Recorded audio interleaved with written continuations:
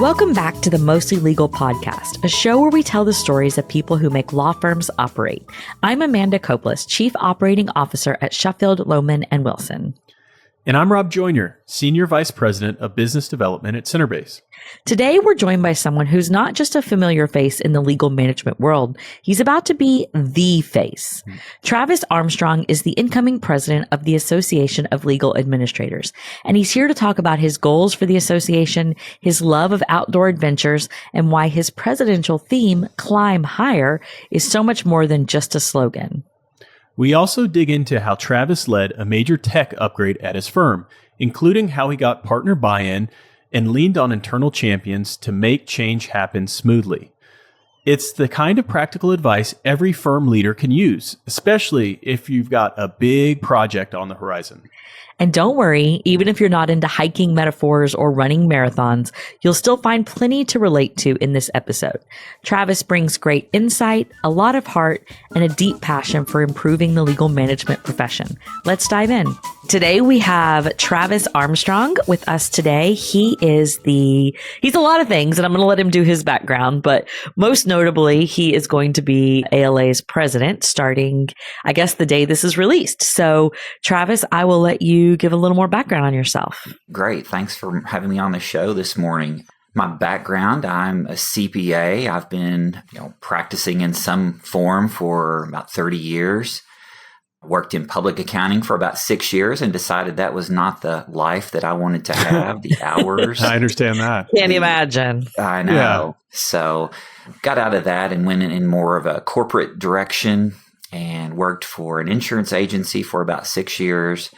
Had another little stint in there with a company for about a year and then landed here in the law firm in legal, someplace I never really expected to be, but have now been for almost 20 years. Travis, I feel like a lot of people say that they didn't expect to get into legal, but then they never get out either. Yeah. Right. It's kind of sticky. It's like a theme I hear. Travis, first off, congratulations on being the incoming president. We're so excited for you. We're so excited to dive into it more. Your theme as president next year is Climb Higher. What does that theme represent, and why did you choose that theme? Well, it's a theme that really describes, or is maybe a metaphor for hiking or climbing or something along that. And it just goes back to, setting goals and then reaching those goals and building on each one successively. And as you climb a little higher each time, right? And so you get to see new mountaintops, new peaks, new viewpoints, and I enjoy hiking. I enjoy running. It sort of started from running, but run faster didn't sound like a great theme. So run farther it didn't really resonate like Climb Higher does. So I went more with the hiking theme.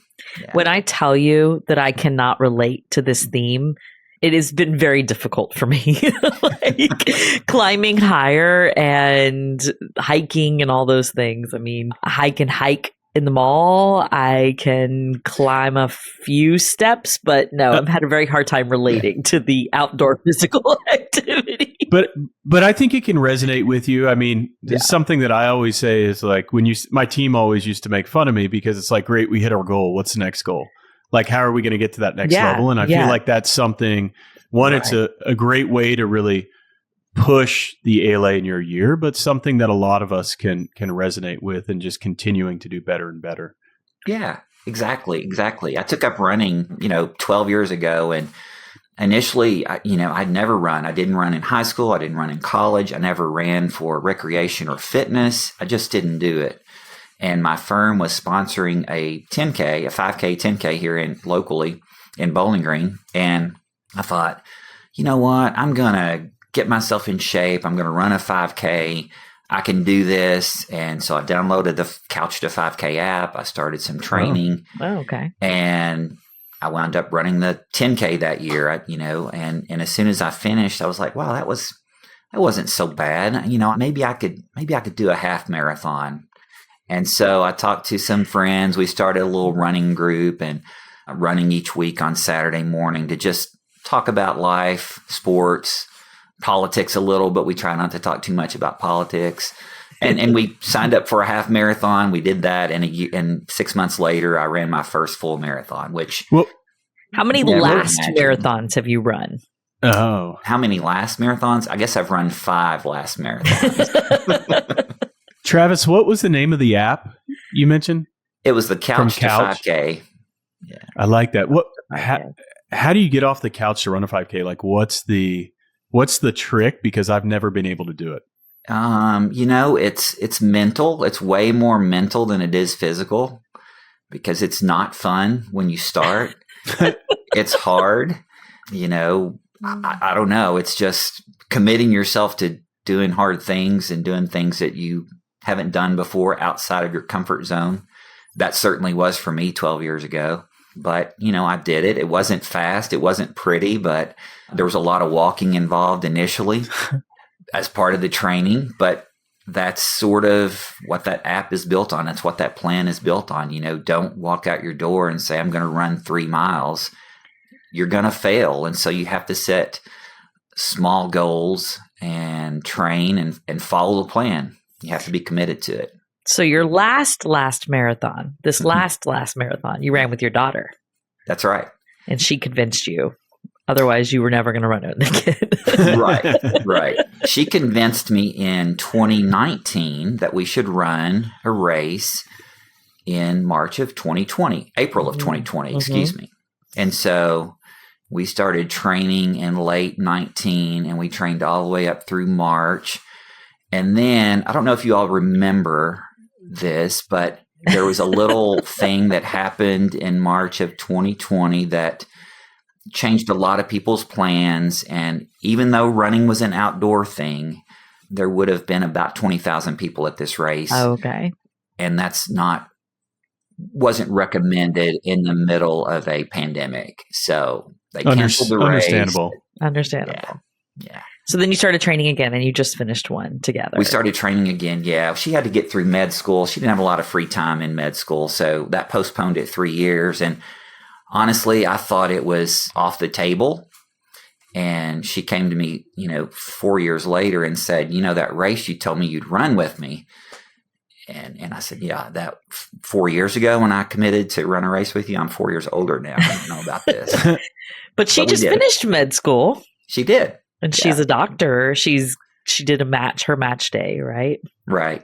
She did her match 2 weeks ago. She'll actually graduate and get the official title of doctor the week before annual conference. Wow. That's really exciting. Congratulations. Yeah. Thank you. It's very exciting. Parenting goals for sure. Yeah. No kidding. Set the bar high, right? Or higher. Yeah, Climb higher. There we go. She's climbing higher. All right. Full circle. Rob's got it. Figured it out. I figured it out. Yep. Okay. So Travis, you and I both joined ALA around the same time. If you haven't already, you're about to celebrate your 20-year anniversary, just like I did. So after 20 years in ALA, who or what inspired you to join the board and then pursue the role of president? Gosh, there's been a lot of people along the way and through time that have, nudged me to do something else. My local chapter, which, I'm in Kentucky and I affiliate with your accent doesn't sound like it at all. I know. But I affiliate with the Middle Tennessee chapter, which is in Nashville. And so, I walked into that first meeting feeling a bit like an outsider, like, this is more convenient, but do I really fit here and belong here? And that group just embraced me immediately. We became fast friends and they were very helpful in getting me, I guess, up to speed on all things legal, as things pop up in our daily roles. Amanda, you certainly know what that's like. Mm-hmm. And so I stayed there and, within the first year, they'd asked me to be on the board, serve as their treasurer. They saw I was a CPA and they pounced like a lot of organizations do. So I was the treasurer there for a few years and helped them out and then just went on through the leadership roles there in the local chapter and moved on, was encouraged to take on a regional role when we had regions back in the day. RIP regions. Just went from there, Yeah. Then the rest is history. Yeah, that's right. So Travis, as you walk up on stage. Amanda, you're done. Now it's Travis's turn. I wish everybody could see your face. I said it like that on purpose. He's going to have to wrest that gavel from my cold hands. It's going to be just tough. It's going to be tough. I know it's Travis's day, but it's going to be a very tough day for me. Yeah, I was about to say, okay, Amanda, we're talking about Travis here. So Travis. Yes. As you take that gavel, what are your primary goals to accomplish during your tenure? Well, we are launching a brand new volunteer structure, 100 plus volunteers in various roles, brand new committees and volunteer groups, working groups. And so I want to see that get off the ground. I want to see those volunteers have a good experience volunteering. And I want to see the different ways in which they'll contribute to the association to make us all better. Right. And I really believe we've got some great things ahead. We've got a lot of people volunteering for the very first time that they may have been members for 5 years. Some have been members for 15 or 20 years, and this is their first time volunteering at that level. So I'm excited to see what some of this new energy brings and hopefully how it propels our association forward and the legal management profession as a whole. I'm really excited about that. So as you're walking off the stage and you're handing the gavel to Alyssa, which hopefully will be easier for you than it will be for me, what do you hope to have accomplished? What is your legacy? Like, is it just that the volunteers are up and running? I mean, one of the things that I say my legacy is we've created a really high performing board, the two of us and other leaders. We have a high performing board. So is that what you want? I mean, what do you want it to be? What do you want to say when they look back? Well, I want our members to have a great experience always. I want to see that member experience elevated. I want the member experience to climb higher. If you can, I love it. That. There you go. So you got to weave that in where I can. Weave it in, Travis. By the time we release this episode and everybody listens, they're all going to know the theme like right away within 45 minutes. Right. When we had an event, a training event, Travis was like, "Everybody, bring your hiking clothes," and I'm like, "Hiking clothes? What? Like I don't." Orlando hiking? What's that? Yes. Hiking around Disney, which I choose not to do, but I think would probably be the closest. Yeah. So no, I want people to have a positive experience however they're interacting with the association, whether that's on our website. I want that experience to be positive and rewarding. If it's at an event or a conference, I want them to feel engaged and have a positive experience when they walk away, take things back, whether that's education or resources or just some additional, they've rounded out their network a little bit more. So I want them to have a great member experience there. And then our volunteer groups, I want people who are giving their personal time to have a good experience. And when their service ends, I don't want them to look back and think, wow, that wasn't very exciting, or I didn't really get much out of that. I want them to walk away with a really, really positive volunteer experience so that they can share that within their network and get the next generation of leaders outside of their comfort zone a little bit volunteering. So I want to flip the script a little bit, Travis, and I'm going to give Amanda a chance to, answer a question. Okay. Amanda, are you so excited to hand things off to Travis? Why? Why? Or do I have I know it's going to be hard, but why? Well, I've seen past presidents who I've got about 45 days left at the time we're recording this, not counting. I mean, who's counting? And I have seen presidents as they're ending up like trudging through the last couple of months. Like, I can't wait to be done. I'm so like, this has been so hard. And I've seen prior potential volunteers say I can't do it because I've seen how much it drags them down in that last. And that's not my reality. And so I'm very excited that I'm finishing up strong, right? I think though that at the same time, you can only do so much in a year, and you have to find somebody that once you have raised up a child is ready to take the reins and go forth, right? And Travis and I work very well together.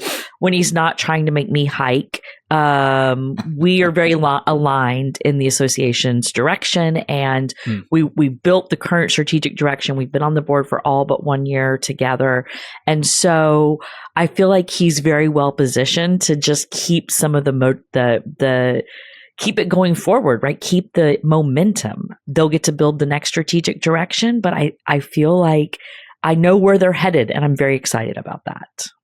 That's exciting to hear. Yeah. We've got a great board. We've had a great board this year, and Amanda's right. That dynamic has been great to be a part of. I think we've grown a lot as a board, and the personal relationships that have developed in that boardroom have been, just fantastic to see and to reach out and to, learn about what's going on in our colleagues' lives, if you will. And I'm excited about the new board members coming on. I think they're going to bring some new energy and obviously some new ideas. And so I think there's a lot of great stuff ahead of us. We just got to keep that momentum going. All right. So, Travis, we have some non-ALA related questions, although they're still kind of closely ALA, which, I'm excited about this part. This is right up my alley. This is right up your alley. So you got to ask me a question, Rob. So now some of this will focus on you. Okay. Not really, but go ahead. Okay. So Travis, you recently went through a pretty large tech upgrade at your firm. And, the theme on this show has been for a while that administrators, CEOs, CFOs, COOs are leading these upgrades and these big projects because it's so much about change management and project management. And so, but the very first big hurdle you have to overcome before you get through all of that is to get stakeholder buy-in. So how did you go about getting stakeholder buy-in before, and I guess during your recent tech upgrade? That's always a bit of a challenge. They, the partners, the owners, they all want the new shiny penny, right? And sometimes, we have some that are just go, let's do it. I have to slow them down a little bit and say, okay, do you really understand what all's involved? Do you have any idea about the pricing? How are we going to pay for this? How are we going to pay? Right. So we have a lot of those discussions around those kind of topics. I can't help it. I'm a CPA, so they're talking and I'm already thinking through the numbers and how that hits the bottom line and what the ROI might be, and all those things are running through my mind. So there's a lot of that. The particular upgrade we did was our document management system, and we were on an older system, and it just didn't have a lot of the features we wanted. I think we had outgrown it in terms of the number of documents that we had in it that were indexed, and so we had some problems with content searching, for example. We could find things, but we didn't always find things if we didn't know how they were titled or what case they related to. So content searching was very, very important, and it was just a feature that just wasn't working for us. And so how did I convince the partners? I told them there were products out there that would certainly do this and would do it well. And, if there's 1,000 documents that have that phrase in it, we'll get 1,000 hits, not 100, and hope we get the right ones.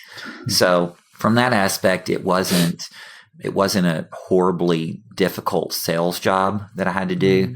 It was more about finding the right partners, finding the right product, because there are a number of good products out there. And the approach we used was hiring a consultant to do a tech audit for our firm and look at all the pieces, how they fit together and how they might fit together better in a new environment, and making sure we brought in the right products. We'd like to take a moment to thank our sponsor, Centerbase, legal practice and management software designed to deliver optimal efficiency, profitability, and business growth for your mid-sized law firm. Learn more about how Centerbase helps you practice, manage, and grow your law firm with modern technology at centerbase.com. Travis, before you jump into that, there's a few things that I want to double down on and ask you about. I just love this. My hands, I'm just pushing them.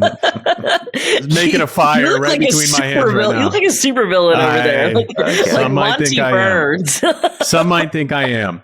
So Travis, when we were doing the tech test, we talked about this, and you just mentioned that a lot of your shareholders want the new shiny penny. But often what we see in partners we work with, including some of the DMS providers that you've worked with, have mentioned sometimes not every shareholder wants that shiny penny, right? And so you have to convince those that really see technology as an enablement tool to help them practice better. But then you've got to convince the partners that either don't really care about technology or maybe are starting to slow down and don't want to make that investment to also jump on board. Talk to us. How did you convince those partners that didn't necessarily buy in right away to agree at the end? Yeah, we have a good dynamic here at the firm, very collegial. We've been around 52 years now. We've managed to do that without firm breakups and, firm divorces or whatever you want to call it, right? It's two of the founders are still practicing in the firm today. And so they recognize that while it may not be most desirable for them and, they may not be the most tech savvy, they may not want to learn a new software and go through the training and the headache and all the things that you have to go through to come out, better on the other side. They realize it's the right thing for the firm. And so they're very much firm forward and firm first. So even though it might be a hardship for them, they recognize that for our firm to continue to thrive and to grow in the future, these are steps we need to take. And so it really, I have to commend them and compliment them. It doesn't take a lot of effort to get them over those hurdles. Right. When they're convinced that this is something, maybe the younger generation or the younger partners are embracing and wanting and understanding the implications on a look forward basis. So a lot of firms go through this, and sometimes the buy-in is harder to get to than maybe you had. One thing and one idea you talked about how you use the teams around the attorneys to really get that buy-in from the attorneys. Can you speak to that for a minute? Sure. Every seasoned attorney has that paralegal or that legal assistant that he or she puts a great deal of trust and confidence in.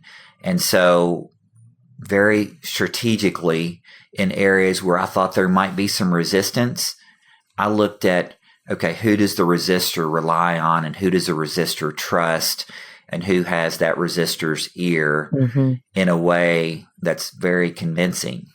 And those are the people that I selected to be our ambassadors for change, if you want to call them that. And that's what they were. They were early adopters. They were testers.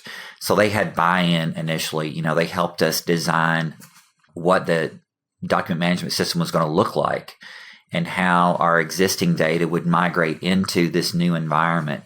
So they were part of it from the initial phases.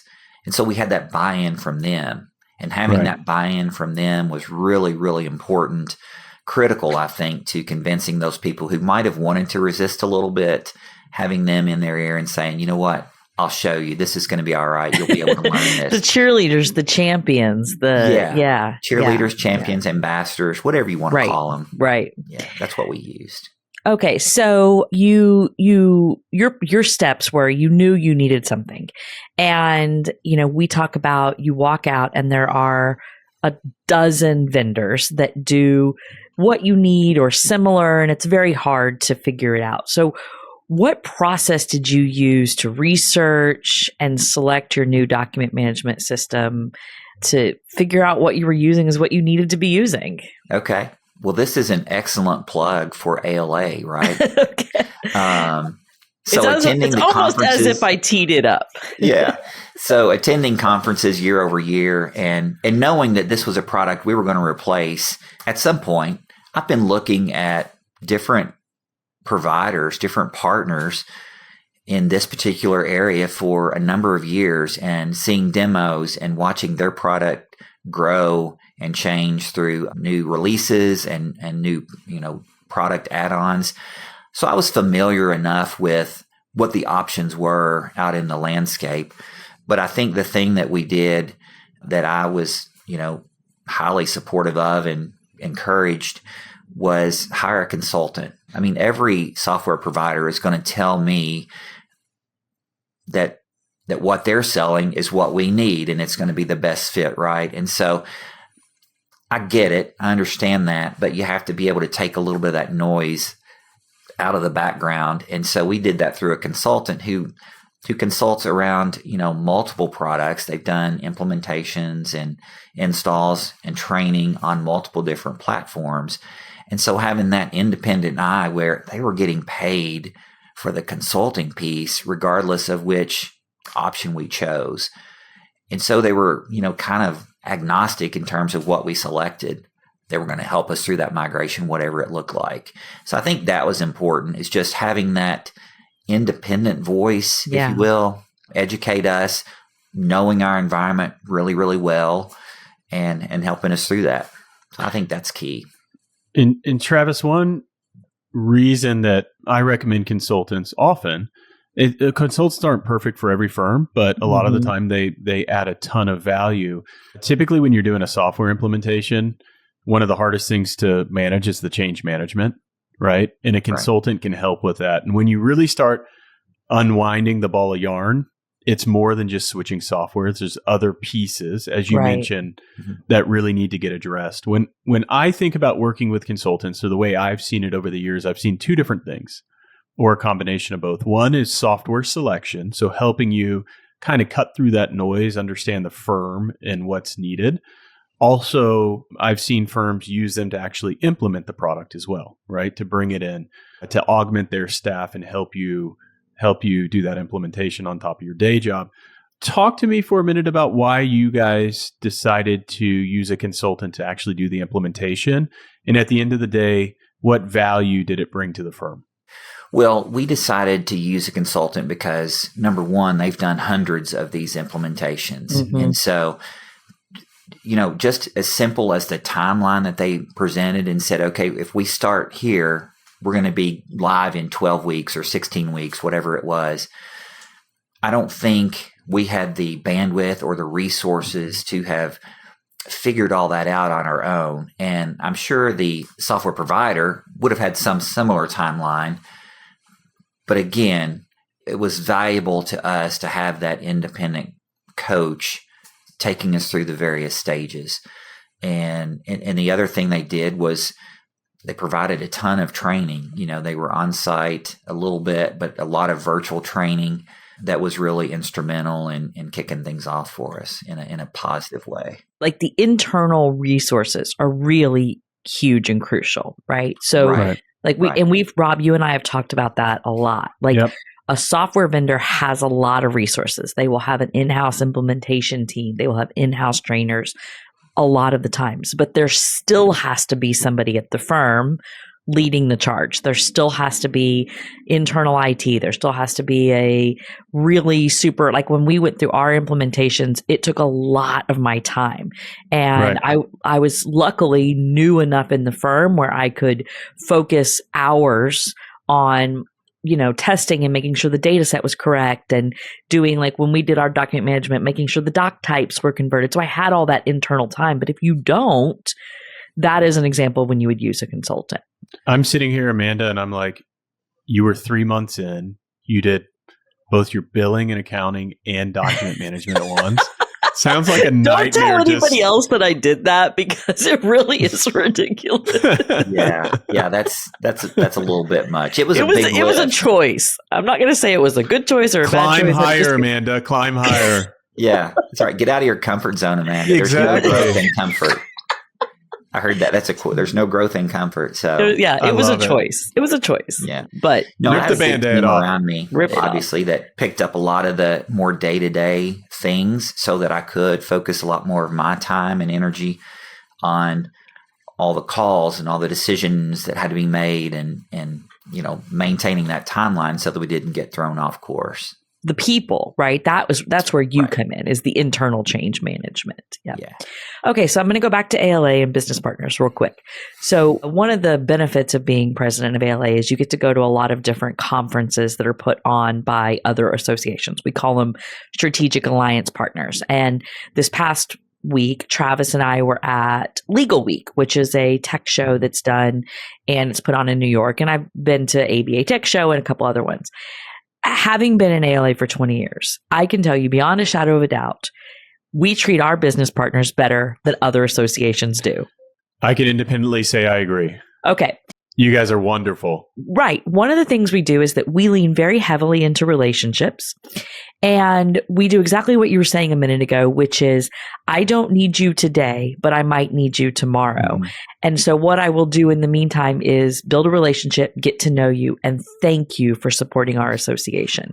So why do you think ALA is better at this? And what did that mean to you? I think we're better at it just because we recognize the value of the network and the relationship. And I think we recognize that because our members are so connected and always so willing to help each other out with things that pop up in our, daily work lives. So I think having that member-to-member networking, member-to-member support network, right, I think that translates perfectly into the expo hall where we're talking to business partners and knowing that, hey, I'm going to make this connection. I'm not looking for, billing software right now, but this company's here. They're always supportive. I'm going to stop and chat and make a connection. And who knows, who knows where my firm may be, who knows where I may be in a few years. And so I just think our members get that. And because of that, I think it translates into the expo hall with our business partners. I also found, we have very active, you talk about member experience. We have active email groups and we have active meetings. And so even if you don't need, we'll say document management system, somebody can say, hey, does anybody know a good DMS provider? And Travis says, well, last week when I was at the ALA conference, I met with X. And, I really enjoyed what they had to show. It's not the right time for us, but I strongly suggest you consider them as a provider. And so I just encourage other associations to embrace that. And if you're not already a business partner of ALA, but you are for some other legal organization, this is my pitch to come along to the good side because we love our business partners. Right. I make the same pitch all the time to you do. Different vendors. The ALA really leans in. I would also say too, since I'm on the other side, along with what Travis was saying, business partners truly want to be partners most of the time. So look at it through that lens. There are people within the ALA that I'm friends with that I'll probably never get their business if they continue to work at their firm. But there's so many other things that business partners can offer, different resources and help in different ways. So view it as a partnership because it does truly go a long way with your business partners to continue to support the ALA. My favorite story, or not favorite, but this happened to me. I was standing at an event, a non-ALA event. I'm out of the expo hall. I'm checking email on a phone, waiting for a friend to come up. And somebody walks up and introduces themselves. And I'm an extrovert. I'm always going to say, hi, how are you? And he goes, my name is so-and-so. He goes, let me tell you a little bit about my company. And starts a sales pitch as the first full sentence he says to me. And Rob, we've talked on the show about how much I hate salespeople as it is, but to come to, I don't know how we're friends, but to come straight in a pitch, my very first thought was this would never happen at an ALA event. It just wouldn't. And so, that poor guy, I will not tell you how the conversation ended for him. Not well. Spoiler alert. Not well. Rob said something earlier, and you said vendor, and we don't even use that term. We don't. You're right. If I want a vendor, I'll go to Google and I'll look for vendor. We consider everyone business partners because that's what it is. It's a partner, and you might not need their service now. You may never need it, but someone that you're close to may, or you may change jobs. Your firm may change. And so we really stress that to our members is that, the expo hall is filled with business partners. Yep. I agree. Okay. Well, Travis, we are running low on time. So I'd like to go into our final segment, which is called Pitch Your Passion. And in this segment, you tell us anything that you're passionate about. It can be anything from a charity or, from running marathons or climbing mountains. I mean, we don't have to be able to relate to it. It could be anything. So the floor is yours. All right. Well, I do love the outdoors, whether that's running. I will tell you, I don't run on treadmills. In fact, I call it the dread mill. A lot of people, when they're traveling, they'll go to the fitness room in the hotel and run miles. Not for me. That's awful. That's awful. If I could get a mile on a treadmill, I'd be lucky. So I like being outdoors, kayaking, hiking, running, all those things. I really just love it. The physical aspect is great, but the mental benefits, I think, completely and far outweigh the physical benefits. It's just time to clear your mind, to be out in nature, hear the sounds, whatever it might be, and just clear your head from all the work stuff and even, sometimes the personal things that are going on in your life. So that's a passion of mine. I'm also really digging into the mental health awareness, I guess, of issues and trying to be a light in that regard. I got my mental health first aid certification about 2 years ago.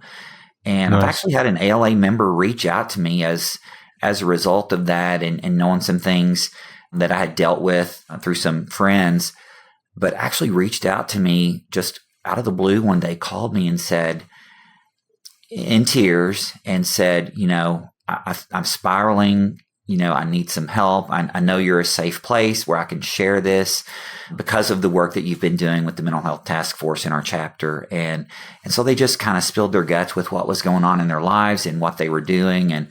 And that was really pretty rewarding. Obviously a difficult situation, but rewarding that this person thought of me as a safe space that they could share some really close and personal things that were going on in their life and what they were doing about it. And so I just encouraged them and I said, I'm here anytime. You call me anytime. Don't worry about the time, the day, or anything.